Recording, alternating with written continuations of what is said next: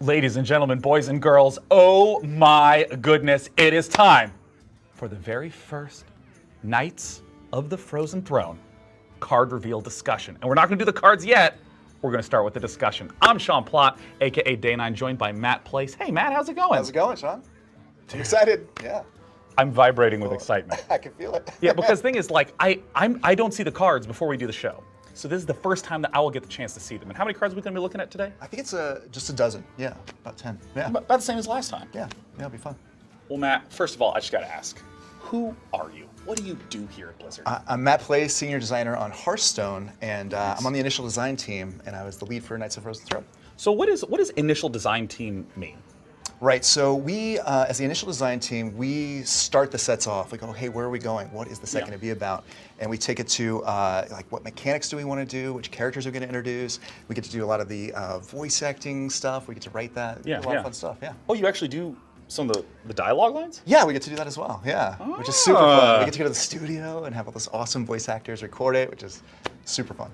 And, you know, when I was here last time talking to Peter Whalen about, Journey to Ungoro, it was about dinosaurs, right? The theme was to create this sort of new place that you were going to journey to. Right. But with this expansion, it's actually based on existing story stuffs on Wrath of the Lich King. Right, it's interesting, yeah, unlike Mean Streets or Ungoro, where we kind of took more liberties and we're like, hey, where are we going? What are we going to do with the set? And it was up to us more. Here we're pulling from kind of the lore from World of Warcraft, and it introduced some interesting challenges, right? Because we want to tell that epic story, but in a Hearthstone setting, right? The story's a little darker than Hearthstone, I'd say. Hearthstone's kind of goofy and cheerful and colorful. Right, which created a huge challenge, right? You know, Arthas poisons the grain of all the villagers and kills them all off. That's pretty dark for Hearthstone. Right.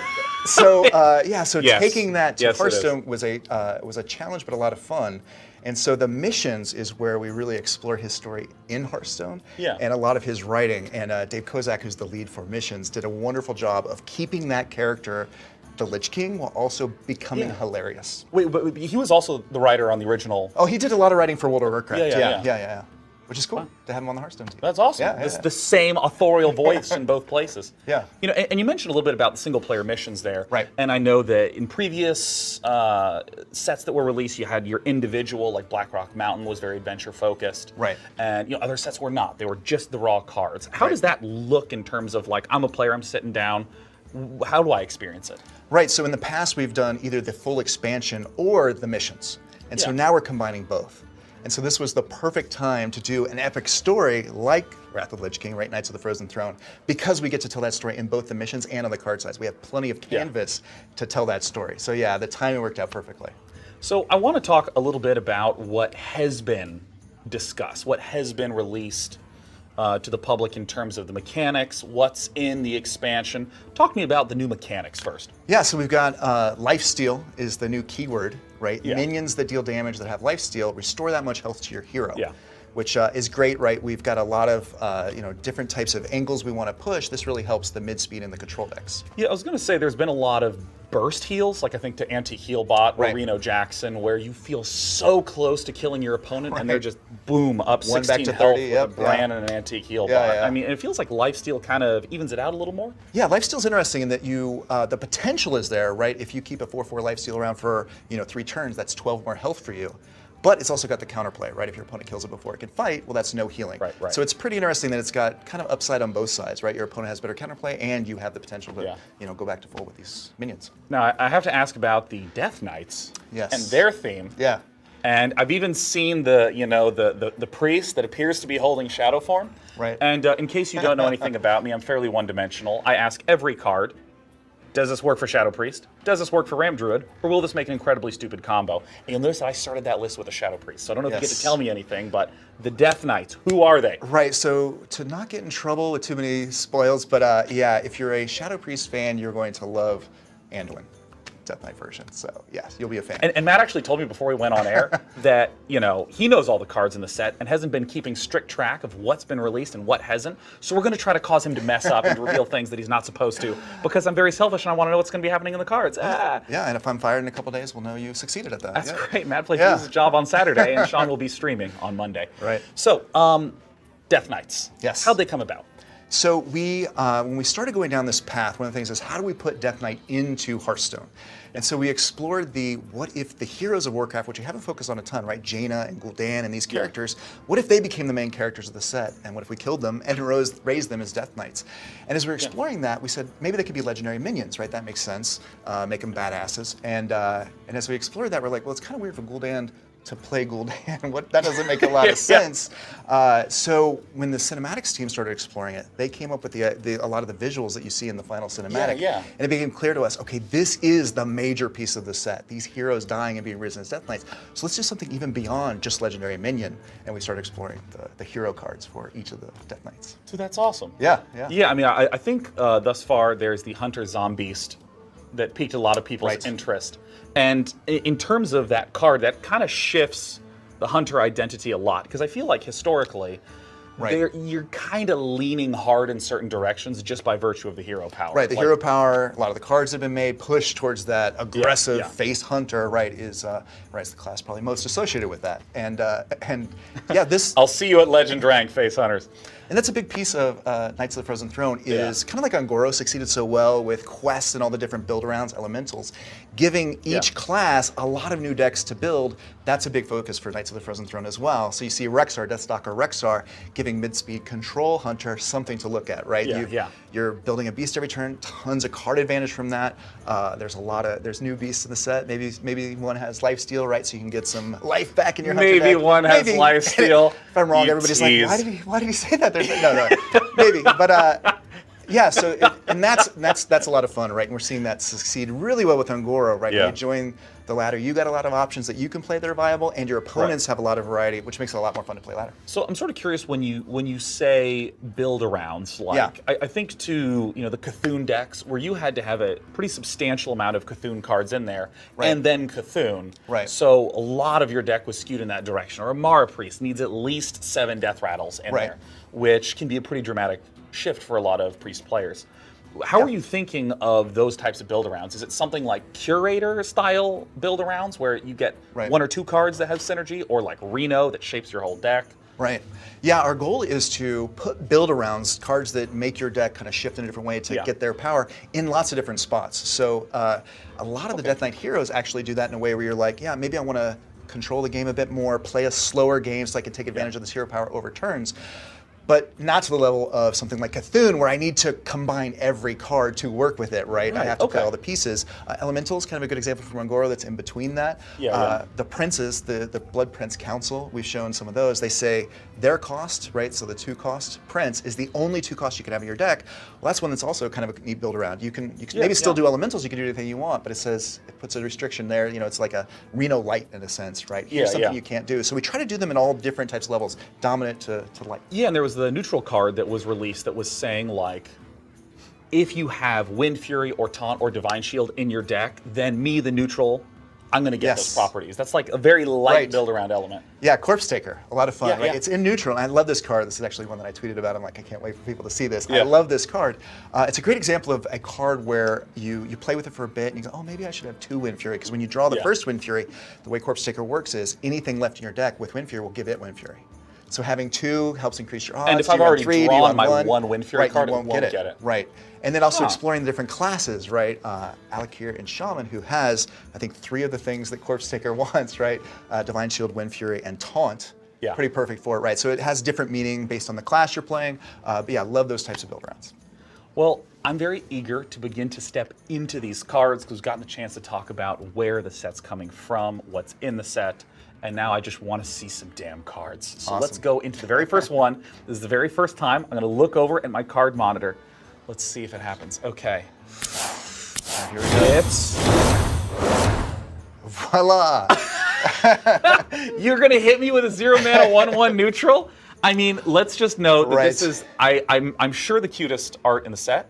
It's got to be. I think you're right. Will we see any Snow Flipper penguins die in videos today?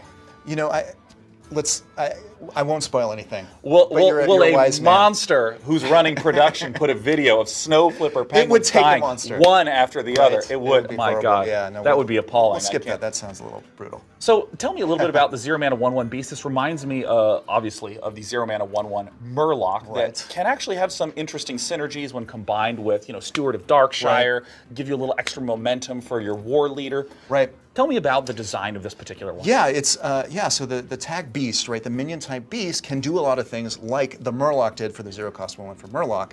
And this card's also interesting because it can actually improve Hunter without even being in your deck. One of the times that I'm happiest to see this is with Deathstalker Rexar's Hero Power. When you're doing Build-A-Beast, when you're making your Zombeast, this shows up, adds no cost. Right, exactly. And when you say only have 4 mana left over, which is the cost of maybe the other beast that you picked, this means you'll be able to play that beast this turn and get +1/+1. So it's almost like a buff to Hunter without even needing to run it, which is kind of weird. Yeah, well, I mean, I feel like this has been increasingly emerging. I think back to, the Hydrologist. There's only 5 secrets in Paladin. Right. And therefore, in Standard, forgive me, in Standard. Sorry, wild players. There's only those 5 in Standard that you need to worry about. Right. And so, even though Repentance is not a hard run card, Redemption is not really a hard run card, you can get situations where these are actually valuable. And we've seen Eye for an Eye be instrumental against mages in order to have them pop their own. Against Dice Block, Yeah, go right through it. So, I mean, is this more so geared towards that type of logic, having more Discover options? Yeah, it's interesting to be part of Discover, but it also can do kind of what the Murloc did, right? There's a lot of beast matters, obviously, in Druid, but mostly in Hunter, where having a beast out early can, your hyena can grow faster. All these types of things can matter earlier, which also can help. Right? Yeah, I mean, I'm interested to see how this one plays out as well, because I mean, Alley Cat looks relatively innocuous with 2/1/1s. Right. But that is like the golden first 2 turns for a Hunter that immediately goes straight into the Scavenging Hyena and it just goes out of control from there. Exactly, yeah.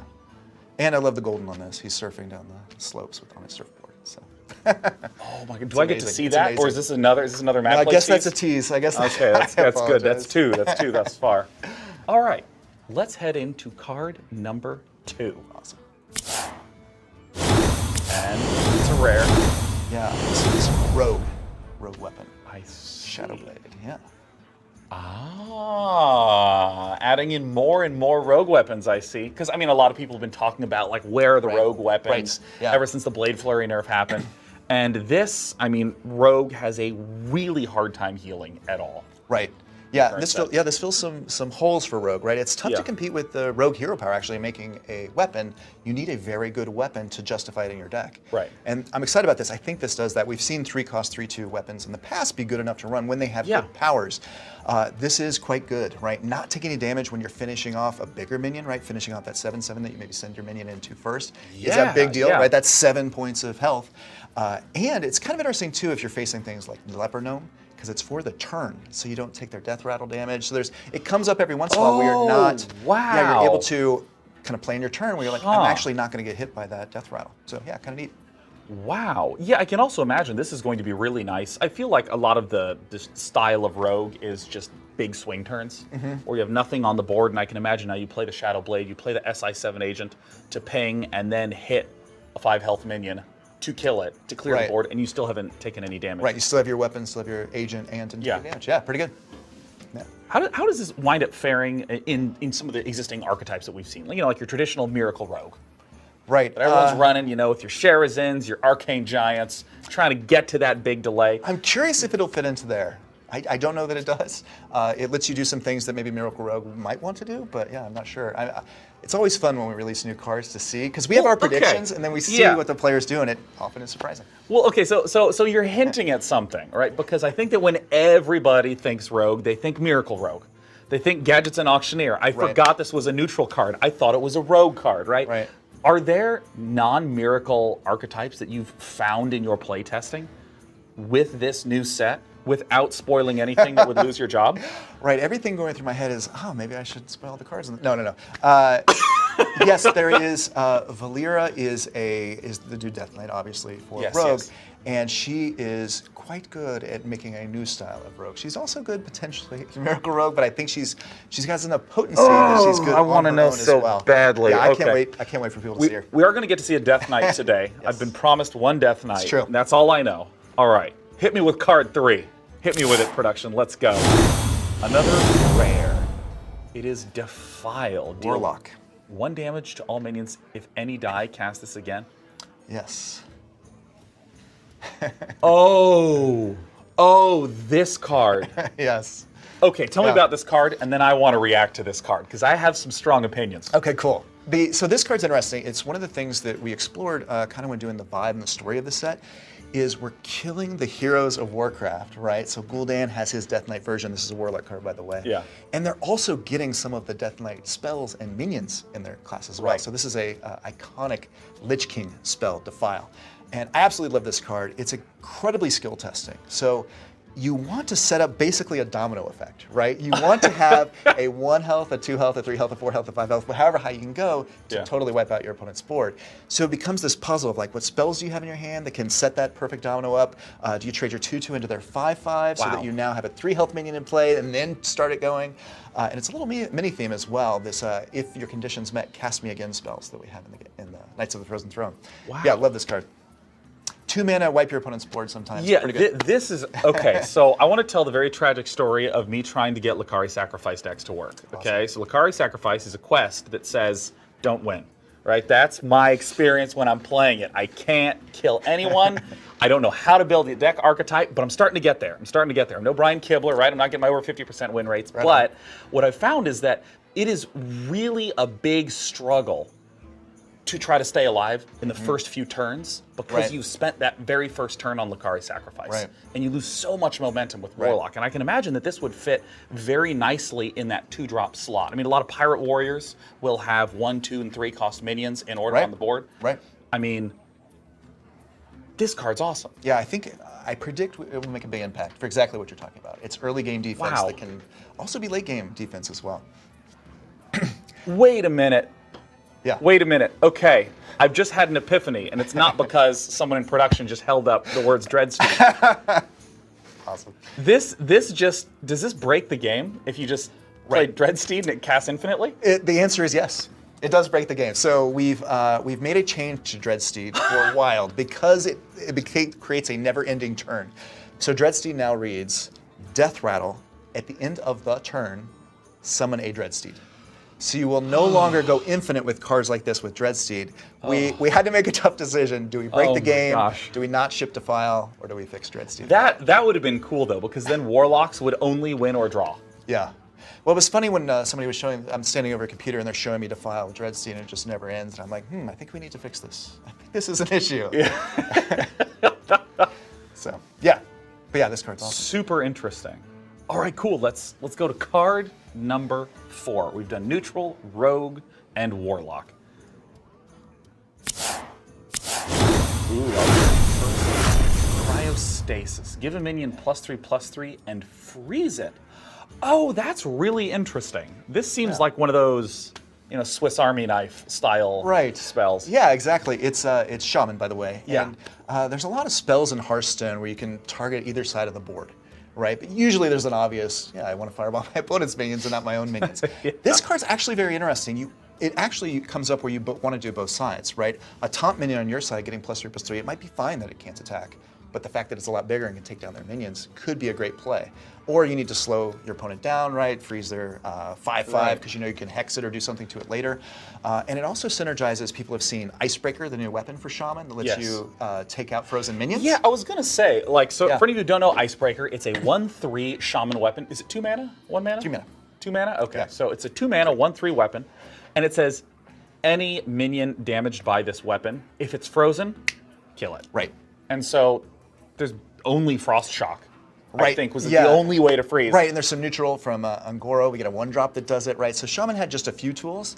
So this is one of a few examples of Shaman getting more ways to do freeze. And this is a great example of how when we approached the set, we said, okay, they're becoming Death Knight. What does that mean for each class? And for Shaman, we said, okay, they're going to embrace the Frost rune, the Frost side of Death Knight.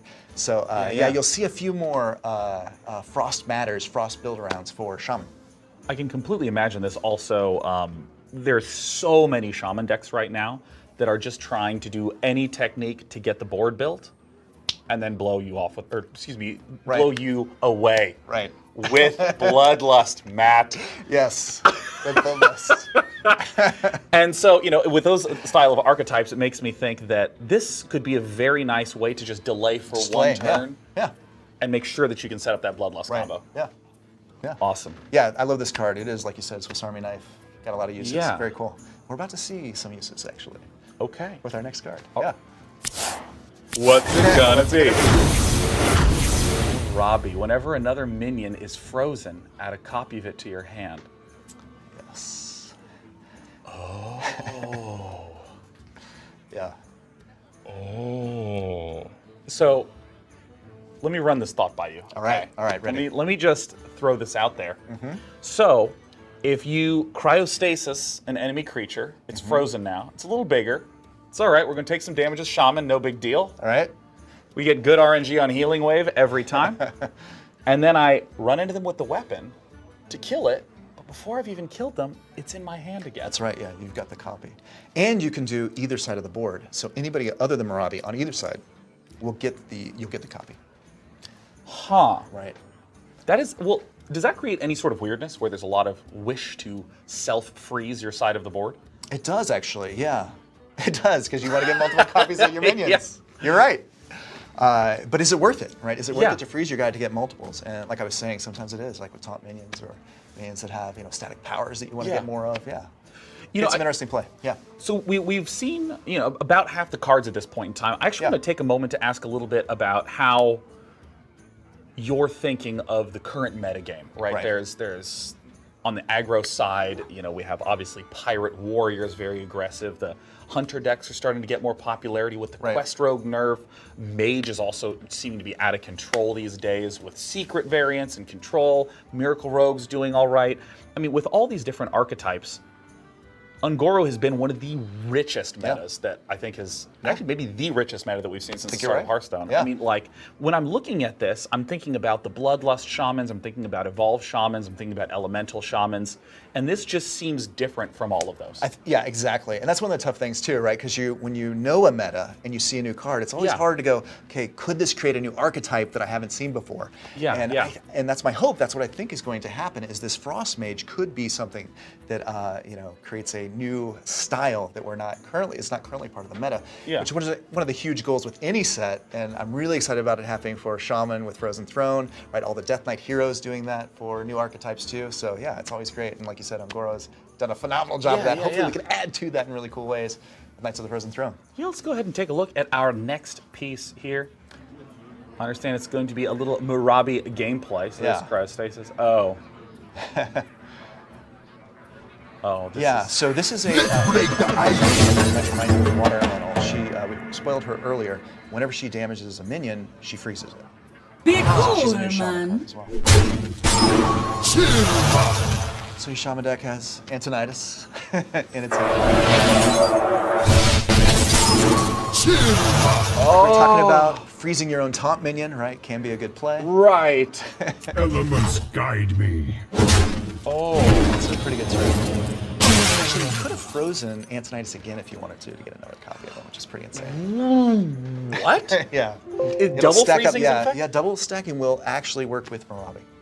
Okay. So, pretty amazing. Yeah. Okay. Yeah. All right. Pretty crazy combinations are now possible.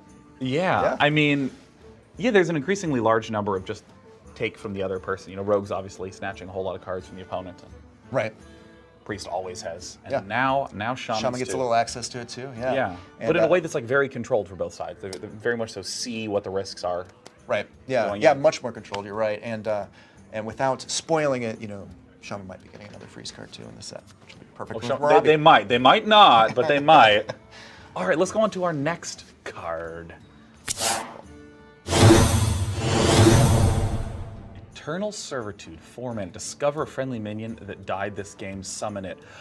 Oh, that's nice. Yes.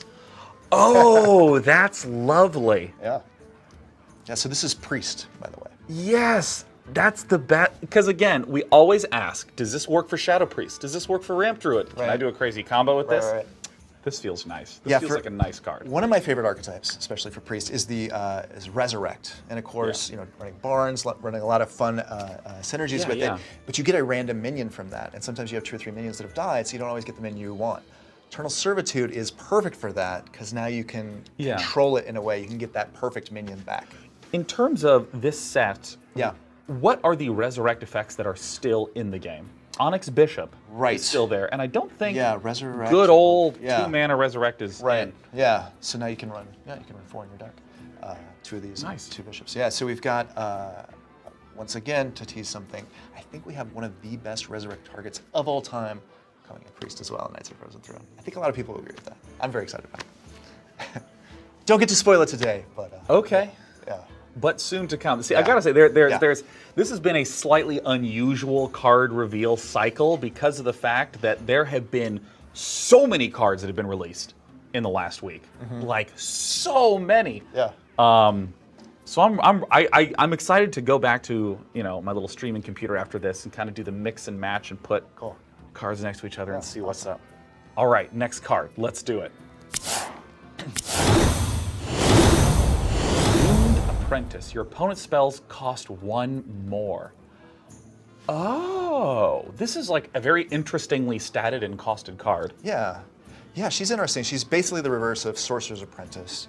Yeah. I actually love the VO on her. I don't know if you remember Sorcerer's Apprentice. Someday I want to be just like you. Yeah. Her VO is someday you're going to be just like me. She means she's going to kill you and turn you into Death Knight. Pretty fun. Pretty dark. She sits in a super creepy way. Pretty cool. She's very interesting for people who play Sorcerer's Apprentice, right? It's often best when you're playing a lot of spells all at once, right? And the reverse is true here against, Miracle Rogue. Decks that want to play coin or lots of cheap spells late, she stacks up and creates a lot of value. In addition to, hey, I know you have Brawl, so I'm going to throw her out so you can't do a turn 5 Brawl, right? That's also strategic, but she's very good against the spell-based decks. I'm curious. A lot of the mage decks right now are built around burn, doing miracle work with Primordial Glyph. There's also the secret decks that are trying to get big tempo turns, but there hasn't really been a lot of just tempo mage that's not secret-based. Is this the sort of card that you've been seeing crop up? I've even seen some other cards that feel like they'd be really nice for tempo decks. I don't remember the name of it, but the mage card that puts a mirror image into your hand and is a 2/6. Oh yeah. We'll see. I don't know. I'm always curious to see how the players do it. Yeah, I'm curious to see. Yeah, because Duped Apprentice also seems very fragile at 3/2 for 3. Right. Yeah, I think it is. Yeah, it's more of a kind of a sometimes called tech card. Right. Is the meta right for this? Right. And if Miracle Rogue was super popular, her odds of being part of the meta go way up. Yeah, and this isn't it's not like a blunt tool like your opponent cannot cast 0 or 1 mana spells. Right. It's like a very soft just creates a new problem. This is a really interesting card. All right. Yeah. I'm ready for the next one. Give me the cards, man. Hit me with them cards. Valinar. If your deck contains no 4-cost cards, gain lifesteal and taunt. Yes. This is one of the most chill legendaries. This just seems like a really nice value legendary in a lot of decks. Yeah. Funny use words. So this completes the Blood Prince Council. So we've got 3 Blood Princes, 1 at 2, 1 at 3, 1 at 4, that all have this first part of their text that you cannot run any cards of their cost in the deck to get their benefit. It's a phenomenal minion if you meet its requirements to get both taunt and lifesteal together on a 4-cost 4/4. It's perfect because lifesteal, to force them to have to attack it so that you're more guaranteeing that you get the lifesteal to go off.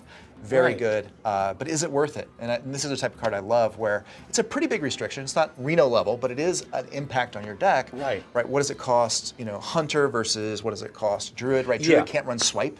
That's a pretty big deal, Maybe. Paladin has a lot of 4-cost cards, so. But and this completes these are all 3 of the princes. So what I'm hoping to see is, can somebody actually run all 3 of these princes? I'm going to try. No 2, 3, or 4 costs. Sounds insane, sounds impossible, but I'm sure somebody will try. All you have to do is win the one game. That's all I need. I have a knack for trying to come up with the worst possible ideas and then just not letting them go. Yeah. It's great. Right, awesome. It's really, but you know, the thing that's interesting about this is that this is just not an extreme or crazy effect. This just, to me, says if there are token druids, if there are pirate warriors that are getting a lot of small creatures on the board in your hand, you don't need to run a lot of 4-slot cards. You can put this in, and it's pretty reliable. Yeah, totally. You know, we haven't talked a lot about Arena yet. I mean, is this seems like a little bit maybe of a dangerous choice early on in Arena draft. Yeah. But yes, yeah, these guys are really tough in Arena, actually. Yeah. Because if you get them early, can you still avoid 4? And obviously, if you get them late, you already have 4s. But if somebody did this in Arena, it'd be quite the payoff. Yeah. This seems like a nice card. Maybe you want a little more stats in Arena. I don't know. I'm not the best at Arena. Either way, let's do the next one. To the next card. Yes, Warrior. Dead Man's Hand. Whoa! Oh, Fatigue Warrior, welcome to the show. Oh my goodness. Oh man. Oh, oh, Matt, thank you. This card is awesome. Yeah, this is interesting. It's wow. It's reminiscent of Gang Up, right? In the terms of, hey, these cards are kind of cheating in a way. I get more copies than I'm supposed to have of stuff. Yeah. And when you mention Fatigue, one of the interesting things this does is if you have 2 in your hand, you play one gets put back in your deck, you still have 1 in your hand. You draw the next one, you play it again. Wow. So kind of like Druid can do, a J Druid, you can go infinite. So yeah, it's pretty interesting. Those high-cost legendaries or armor-up cards. Those Cold Light Oracles. Yeah. Oh, yes. You've already got a deck in mind, it sounds like. Yeah.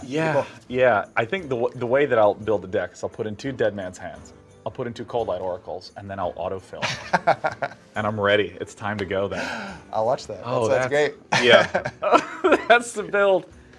So I think we've covered every class except for Druid at this point, and Paladin, I want to say. Right. Okay, yes. So I think we're going to see either a Druid or a Paladin card next. Okay, I think I've got that right. Prediction, yeah. Have we seen Hunter? Maybe we haven't seen Hunter. I don't remember. Let's go to the next card. I shouldn't make these kinds of Spreading Plague. Summon a 1/5 Scarab with Taunt. If your opponent has more minions. Another cast again if you meet the condition card, yeah. Oh my god. Mad place. Yes. So yeah, this is interesting. This is if ever there's a comeback card, right, this is it. It's Unleash the Scarabs.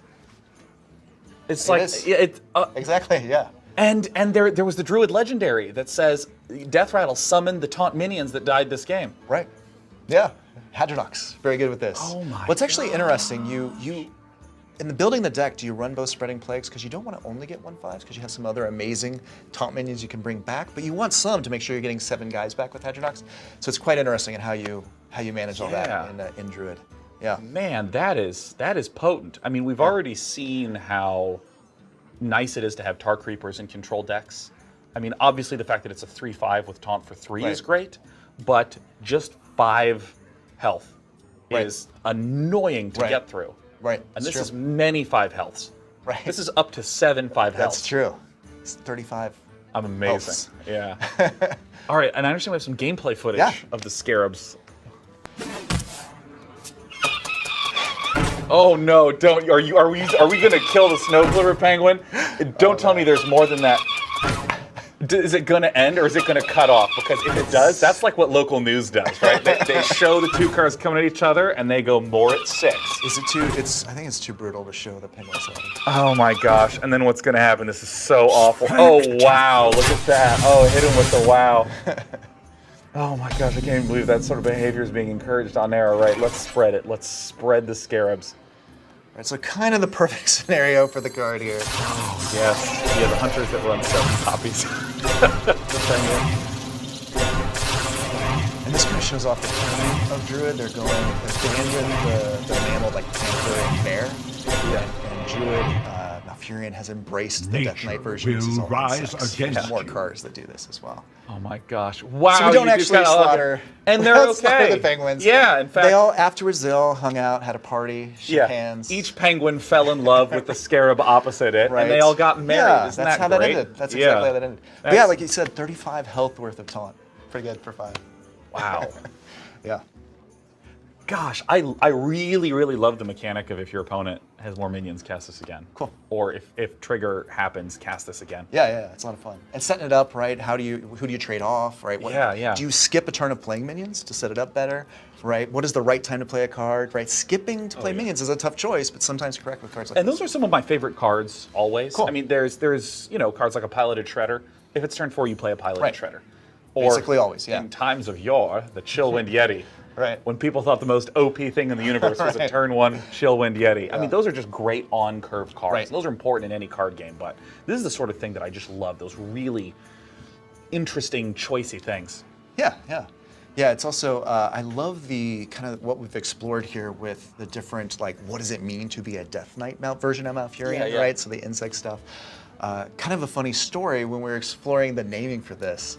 The Deathstalker Rexar was the name we picked for Rexar, which is a ton of fun.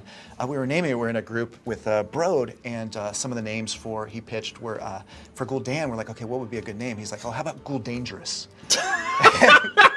And I was like, does he mean that? He looked serious. Did he not burst into laughter afterwards? Right, he did not burst into laughter afterwards. So I'm like trying to figure out, like, how do I react to so this? he says because it's really funny, and then sits still, not laughing. Right, and so we didn't end up naming Malfurion this, but his name for Malfurion, I think it was him, Malfurious, which I love, but also I was like, okay, it's like, this is amazing, but is this intended to be a joke? Yeah, so pretty cool, but yeah. All right. Well, I understand that now we are about to hop into the next card. Might be the last one. Second one, third one. We don't really know yet. Oh, a Death Knight hero. Lich. Yes. Jaina. Yeah. She's mega powerful. All elementals for the rest of the game, any that you've already played on board, any in your deck, all have lifesteal. Pretty crazy. Wow. Yes. Which comes with a free elemental as well. Yeah. What's the hero power? So the hero power we're also going to get to see actually generates more elementals. Perfect. All right. Look at me with the setup question. All right, let's see it. Frost Lich Jaina. Deal 1 damage if this kills a minion. What? Yes. What? Matt. Do not fear. Oh. So right, you get the 5 armor. Wield it. And this hero power for her. So wow. A lot of potential. Yeah. So, in terms of, Hearthstone always has great UI referencing. When you hover over Jaina, does she say all your elementals have lifesteal? She does it as a battle cry, so it's not there anymore. Our Mouse on Heroes doesn't have that. But I assume it shows up on all the minions. Exactly. Right. So that's how you know. Yeah, really good. Wow. That's awesome. Yeah.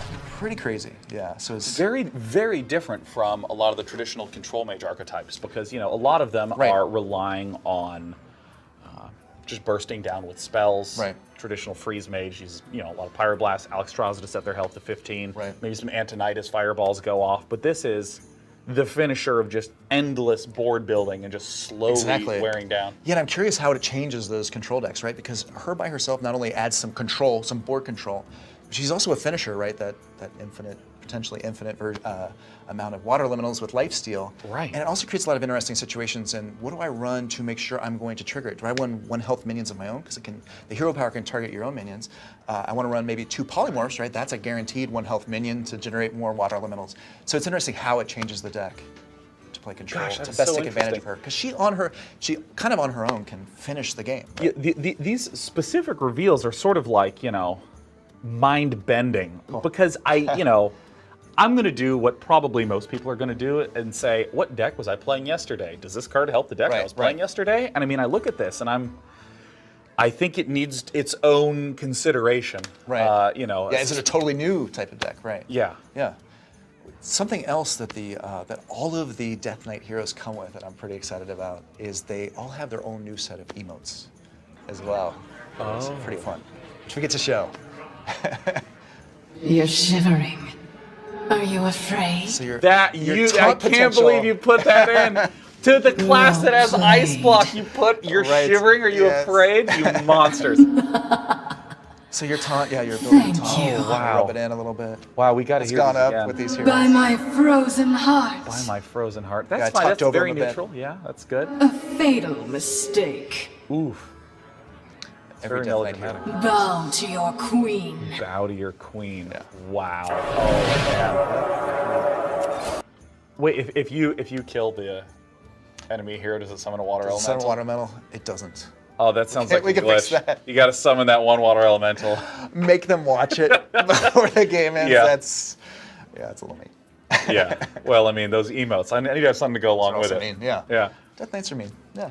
Okay. Now, Yeah, was pretty cool. this the last card? Is this the finisher? Is this the end? Yes, we finished Okay. on the Death Knight hero. Pretty exciting. Okay. Yeah. Wow. That is a really interesting set of cards. Cool. Yeah. That is I agree. Yeah. wow. Now I gotta ask. So we haven't yet seen all of the cards. There's going to be more reveals and reveal streams and all that sort of info and stuff. The expansion's coming out mid-August-ish, and I'm curious, what are some of the things that haven't been revealed that you're really excited about? Not specifically, Right. but just like Right. what kinds of things. Can't Is there spoil. a specific legendary? Yeah. Is there one class's Death Knight that hasn't been revealed that you're really pumped about? Yeah, I'm pumped about a bunch of them. So next week, by the way, is Death Knight Hero Week. So 7 more. The remaining 7 Death Knight heroes are all going to be revealed. Super exciting. I'm really excited about a bunch of them. Gul'dan is amazing. Yeah. I'm curious if he's going to make it. I love playing it. It's probably the deck I'm going to build first. Gul'dangerous. Super fun. Gul'dangerous. Yes, exactly. Yeah, totally awesome. Yeah, and we've also, it's really fun. People may know this. The prologue for the missions, which are free, is winning that is going to give you a free random Death Knight Legendary hero. So everybody's going to get one for free. This is a good policy. Fantastic, yes. Yeah, I mean, I love the recent Yeah. changes that have been going Yeah. on with Cool. legendaries, Yeah. guaranteeing no repeats, and the prologue is like just log in and play, and it's free. Log in, play, free, right. You'll probably die, Awesome. but you'll probably also win. We'll see how it goes. That's great. That's the best part about the single player style campaign Yeah. missions that you have is that you can Just lose try 50 again. times Yeah. and win once, and there you go. There you have it. Yeah. Well, Matt, is there anything else we need to know? Yeah, Frozen just Throne. yeah. I mean that's. Oh, welcome back, Snow Flipper Penguin. Right. And he's on his ice thing. Hey. This is the sleeper of the set. Probably gonna be the best card of the set. People I are like, know. How do you predict I'm going to this? build a Weasel Tunneler Snow Flipper Penguin deck. It's going to be sick. Cool, man. This is a ton of fun. It was a blast. Yeah, I'd like awesome. to say thank you so much Yeah, thank for you. sharing all this with us today. And that's it. This is done. We're over. What's going to happen now is I'm going to run off to a streaming setup across the street. And I'm going to be reviewing the cards that were revealed today, as well as some of the previously revealed cards, and try to just figure out how the hell the meta is going to work. Which is, I know my predictions are going to be wrong, because the degree to which these are creating different experiences is pretty exciting, I gotta say. Cool. Yeah. Yeah. Well, from us here at Blizzard, I'm Sean Plott, and this is Matt Place. Goodbye. You're Bye. great. Play more video Thanks. games. Yes.